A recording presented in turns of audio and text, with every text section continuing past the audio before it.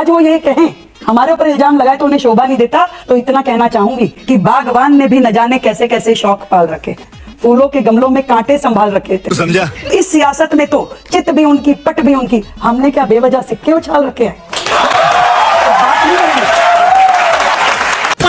राहुल गांधी को रावण से कंपेयर कर दिया था, प्रियंका को शूर्पणखा से कंपेयर कर दिया था, ये 2019 की अभी आप बोलोगे केजरीवाल को कुंभकर्ण से कर दिया, मैं तो अब वो 6 महीने वहां रहते हैं, फिर उठ जाते हैं, फिर दिल्ली आते हैं, फिर जाके किसी और राज्य में सो जाते हैं, तो कुंभकर्ण जैसे ही हुए ना। कोई भी सुबह से लेके शाम तक कहीं मुझे खोज सकते हैं, मैं कोई उनके जैसे खुफिया मीटिंग्स नहीं करती। मेरे पास में 100 मोबाइल्स का वो बेड़ा नहीं है कि आज पकड़ेगा तो ये तोड़ वो तोड़, एक नंबर है सर। आपने पहले दिन से कहा कि बस मैं यूं जमुना जी साफ कर दूंगा, सही पकड़े हैं। फिर आपने 5 साल बाद कहा कि नहीं अभी तो नहीं किया, बस एक बार और मौका दीजिए, अगली बार कर दूंगा। फिर जब आप अगली बार आई तो फिर कहा नहीं हो नहीं पाया, वो मुझसे रह गया, पर अगली बार जरूर कर दूंगा। चूतिया बनाया तुम।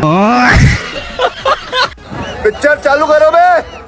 चलो भाई देखो। आपने मोहल्ला क्लिनिक्स को बंद कर दिया। वो आतिशी ने कहा कि वहां इलाज, दवाई, टेस्ट सब कुछ फ्री मिलता था। अभी पता चलेगा। देखिए, ये तो आप दिल्ली की जनता से पूछिए।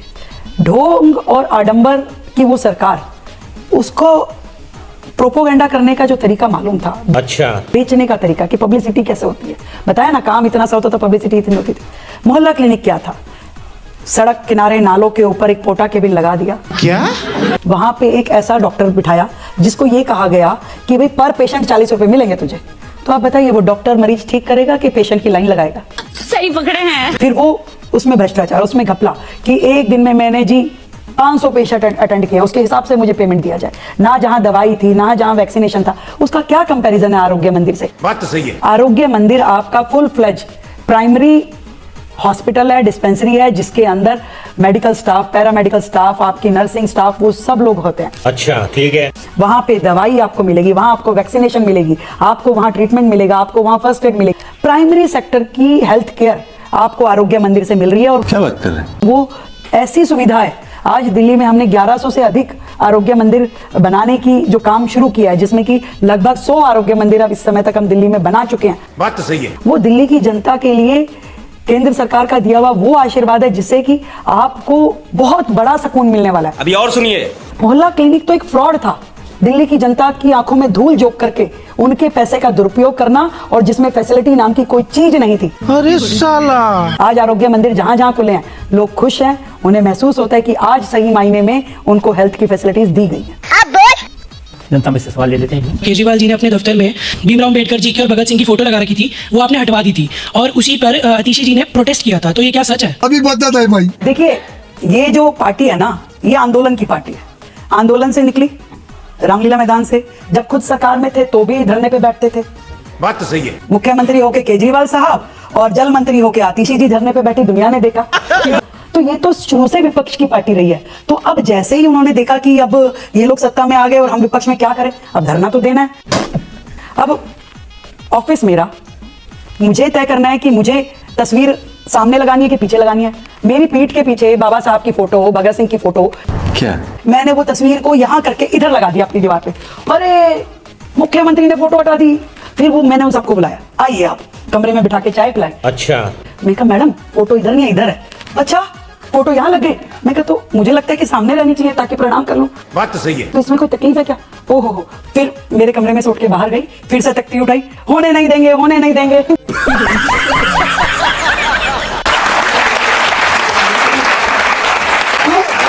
वो तस्वीर कल भी वही थी, आज भी वही है, सब कुछ वैसा ही है। पर ये आपकी श्रद्धा है कि किसको आप पीठ दिखा के बैठते हैं और किसको सामने रख के बैठते हैं। ये बड़ी अच्छी बात कही आप। दिल्ली की जनता आपकी सरकार के बारे में क्या सोचती है? 1-2 सवाल हम पब्लिक में से ले सकते हैं। ठीक है।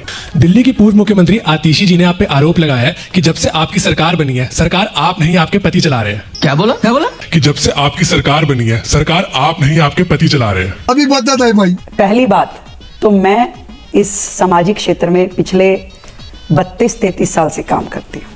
3 बार निगम पार्षद, 3 बार विधायक का चुनाव, 2 बार दिल्ली विश्वविद्यालय शासक। ठीक है, समझ गया। मेरे काम को कोई और करे, मुझे ऐसी जरूरत नहीं है। पर हाँ, मेरे साथ में मेरी टीम के रूप में हजारों कार्यकर्ता जुड़ करके काम करते हैं। बात तो सही है। आज वो पार्टी के लोग भी हैं, आज वो आरडब्ल्यू के लोग भी हैं, आज वो परिवार के लोग भी हैं। तो भाई परिवार का सदस्य होना ये तो नहीं कहता कि आप सहयोग नहीं कर सकते। तो जैसे हजारों कार्यकर्ता मेरे साथ जुड़े हैं, ऐसे ही मेरे परिवार के सदस्य भी मेरे साथ जुड़े हैं। ये कि कुछ भी हो आतिशी जी आपको याद आती रहती हैं। वो मुझे आए ना आए उनको मैं बहुत याद आती हूँ। वो सारा दिन एक सर्वेलेंस कैमरा लगा के मेरे को बैठती हैं, आ जाएगा कहाँ गई, आप क्या कर रही हैं। फिर मुझे सुबह याद आती है आपने इस घटना पे ट्वीट नहीं किया, फिर मैं ट्वीट करती हूँ। तो मुझे याद दिलाती कि आपको आप वहां नहीं गए, फिर मैं कहती हूँ अच्छा ठीक है। फिर वो कहती ये करना था ना आपको, ये देना था, हाँ अभी देते हैं। तो वो शी इज माई फ्रेंड, वो मेरा बहुत ध्यान रखती हैं और जितना मैं अपना नहीं रखती उससे ज्यादा वो मेरा रखती हैं। तो मैं थैंक्स करना चाहती हूँ। अब बड़ी शिकायत है केजरीवाल जी को। अब जैसे रिसेंटली उन्होंने कहा कि हमने तो यमुना की सफाई की थी। अच्छा, यमुना जी के बुरे हालात, पहले अमोनिया झाग जो 3-4 दिन दिखाई देता था, अब वो जहर हर रोज दिखाई देता है। ऐसी सरकार चला रही है रेखा जी। यमुना साफ कर दूंगा, नए सीवर ट्रीटमेंट प्लांट बना रहे हैं। यमुना को साफ करने की जिम्मेदारी मेरी।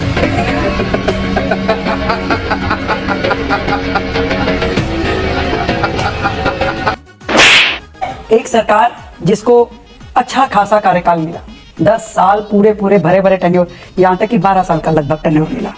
आपने पहले दिन से कहा कि बस मैं यूं यमुना जी साफ कर दूंगा। सही पकड़े हैं। फिर आपने 5 साल बाद कहा कि नहीं अभी तो नहीं किया, बस एक बार और मौका दीजिए, अगली बार कर दूंगा। फिर जब आप अगली बार आई तो फिर कहा नहीं हो नहीं पाया, वो मुझसे रह गया, पर अगली बार जरूर कर दूंगा। चूतिया बनाया तुमको।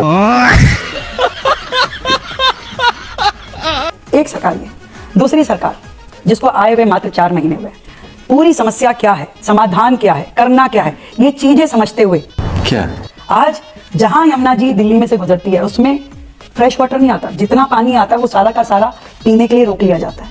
बात तो सही है। क्या जाता है नदी में? जो 200 नाले दिल्ली भर में चल रहे हैं, बड़े बड़े नाले, नजफगढ़ नाला, शाहदरा नाला, वो सब यमुना जी में गिर जाते हैं। क्यों? कहीं गंदगी भरे हुए, सिल्ट भरे हुए, कूड़ा मलबा सब यमुना जी में गिरता है। शर्म करो शर्म। कभी उस सरकार ने काम नहीं किया। हमने आने के बाद कि ये यमुना जी साफ कैसे होगी, तो ध्यान में आया कि सबसे पहले इन नालों को टैप करना होगा। इन नालों को आप रोक करके साफ करके उसका बीओडी लेवल ठीक करें, तब यमुना जी में छोड़े।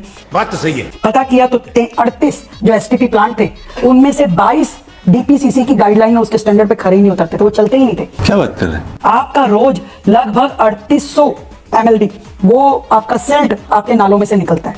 प्रोसेस 1000-1200 भी नहीं हो पाता है, पूरा का पूरा नदी में चला जाता है। आज सरकार ने आते ही सबसे पहले उन सारे नालों की टैपिंग की योजना बनाई, क्योंकि जब तक आप उन नालों को सुधारोगे नहीं, उसका पानी साफ नहीं होगा, तब तक आप यमुना जी को साफ नहीं कर सकते। सही पकड़े हैं। आज दिल्ली में इतने सारे इंडस्ट्रियल एरिया हैं जिनका फ्लुएंट जो निकलता है उस पर कोई टैपिंग नहीं है। ठीक है। कोई उनके लिए ऐसे वो नहीं बने हुए एसटीपी जिससे कि उसका जो फ्लुएंट है वो ठीक हो गया। उसमें इतना केमिकल मिला हुआ है जो नदी में गिरता है तो झाग बनता है।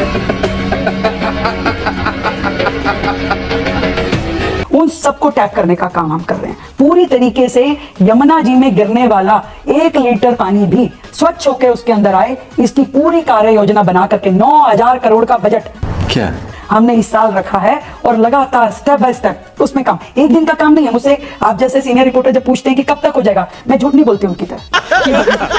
दिल्ली को वो साफ यमुना, अविरल यमुना दिखाई देनी शुरू होगी, ऐसा मैं विश्वास दिलाती हूँ। लेकिन आपको ध्यान होगा केजरीवाल जी ने तो कहा था कि यमुना की सफाई से कोई वोट नहीं मिलते। अभी बता है भाई, अभी बता है। तो पता चल गया उनको, उनकी आस्था तो इलेक्शन के साथ साथ बदल जाती है। जब इलेक्शन जो आता है उसी तरीके से हो जाते हैं। बात तो सही है। हम वो लोग नहीं है। यदि हमारी आस्था माँ यमुना से जुड़ी है तो वो जुड़ी है। इलेक्शन हो ना हो, वोट मिले ना मिले, यदि हम सब भारतीयों की एक इच्छा है कि माँ यमुना अपने अविरल रूप में दिल्ली में बहे, तो उसे पूरा करना मेरा फर्ज है। ये बड़ी अच्छी बात कही आप। रेखा जी, कहा जाता है ना कि सिर मुंडाते ही ओले पड़े। आपके बारे में कहा जाता है कि मुख्यमंत्री बनते ही केजरीवाल पीछे पड़े। वो कहते हैं आप उनके शीश महल की बहुत बातें करती थी, लेकिन अब आपके लिए एक बहुत बड़ा राजमहल तैयार हो रहा है। अभी बता है भाई। वो व्यक्ति जो रामलीला ग्राउंड के आंदोलन से निकला, मैं कुर्सी नहीं लूंगा, मैं चुनाव नहीं लड़ूंगा, मैं गाड़ी नहीं लूंगा, मैं बंगला नहीं लूंगा, और उसके बाद में वो क्या जनता के खून पसीने की कमाई के पैसे से अपने लिए, पर्सनल अपने यूज के लिए अच्छा एक घर बनवाते हैं, और जहां पे करोड़ों रुपए के पर्दे होते हैं, करोड़ों रुपए का आपका बाकी सामान होता है, आउट ऑफ वे जाके आप करते हैं। क्या बात कर रहे हैं? आज यदि मुझे 4 महीने मुख्यमंत्री बने हुए हैं तो मैं अपने घर से, मेरे पास यदि जगह नहीं है तो मैं अपनी गली में टेबल चेयर लगा के बैठती हूँ। बात तो सही है। और हजारों लोग रोजाना वहीं से मैं उनकी जन सुनवाई करती हूँ। तो आज तक मुझे सरकार की ओर से कोई सरकारी आवास नहीं मिला है। अच्छा। पर यदि आज जो आवास मुझे दिया जा रहा है वो भी आज तक के इतिहास में शायद ही किसी मुख्यमंत्री ने लिया हो, कि एक जगह जहां पे एलजी के 4th ग्रेड का एम्प्लॉय बैठा हो पूरी की पूरी दिल्ली में, क्योंकि मुख्यमंत्री आवास के नाम पे कुछ था नहीं। मेरे लिए बड़ा आसान था कि वो मुख्यमंत्री आवास था, मैं जाती और वहां रहती। बात तो सही है। तो मैंने मना किया कि नहीं, इस शीश महल में मैं जाके नहीं रहूंगी, मुझे सरकार कोई आवास, क्योंकि जनता जो हजारों लोग आपसे मिलने आते हैं उनको अटेंड करने के लिए देंगी तो मैं वहां रहूंगी, अदरवाइज मैं नहीं रहूंगी। ये बड़ी अच्छी बात कही आप। आज एक घर जिसमें रोजाना आपकी पब्लिक डीलिंग हो सकती है, सुबह सवेरे जब लोग आते हैं, वो मुझे दिया है। और मेरा घर सबके लिए खुला है भैया, आप सुबह कभी भी आइए, आकर के देखिए। केजरीवाल साहब के यहाँ तो कोई जा नहीं सकता था, पर दिल्ली की आपकी वो अपनी गई थी मुख्यमंत्री। स्वाति मालीवाल। हाँ, तो आप समझ रहे हैं ना कि वो जो था उसके अंदर जाना कितना खतरनाक था। आपके घर के बारे में 28 जून को पीडब्ल्यूडी का एक टेंडर जारी हुआ है, जिसमें लिखा है कि मुख्यमंत्री का जो घर बनेगा उसमें 24 एसी होंगे, 5 स्मार्ट टीवी होंगे 9-9 लाख रुपए के, 3 बड़े झूमर लगेंगे, 115 लाइट्स लगेंगी, 23 सीलिंग फैन लगेंगे, 6 गीजर होंगे, हाई क्वालिटी आरओ होगा, 10 फ्लड लाइट्स होंगी, एडवांस सीसीटीवी होगा और टॉप क्लास इंटरनेट। आइए देखते हैं, मजा आएगा। सर, मैं कल ही अपने ऑफिस को शुरू कर रही हूँ, मैं आपको निमंत्रण देती हूँ, आप जरूर आइएगा।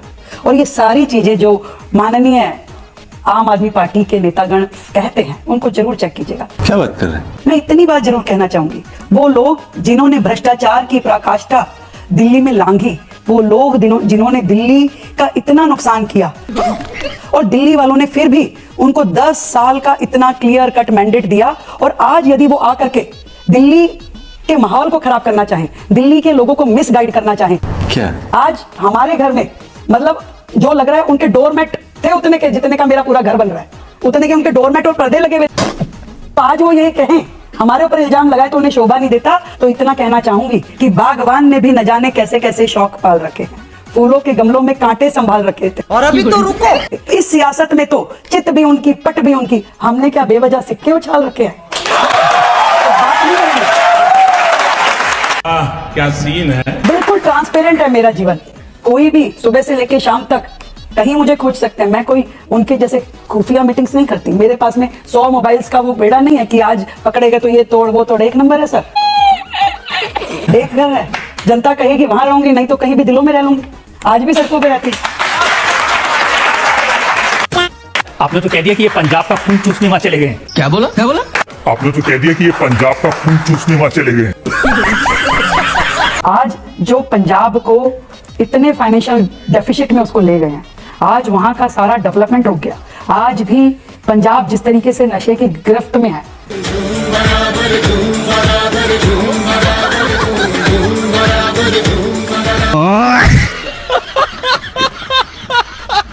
आज जो वायदे उन्होंने पंजाब के किए एक भी पूरा नहीं किया, और सुपर सीएम बनकर के वहां के लोकल लोगों को काम ना करने देना, तो ये पंजाब के लिए ठीक नहीं। बाप रे, ये तो धोती खोल रहा है। कह रहे नशे की गिरफ्त में है, वो तो कह रहे हैं कि बहुत ड्रग्स को पकड़ने के लिए काम कर रहे हैं। उन्होंने विक्रमजीत सिंह मजीठिया को पकड़ा, जेल में डाल दिया, लेकिन जो दिल्ली की पुलिस और दिल्ली की सरकार है वो उनकी मदद नहीं कर रही। क्या बात कर रहे हैं? दिल्ली की पुलिस, दिल्ली की सरकार को तो पहले भी कोसते रहते थे कि पुलिस मुझे दे दो, ये मुझे कर दो, ऐसे ही बोलते थे वो।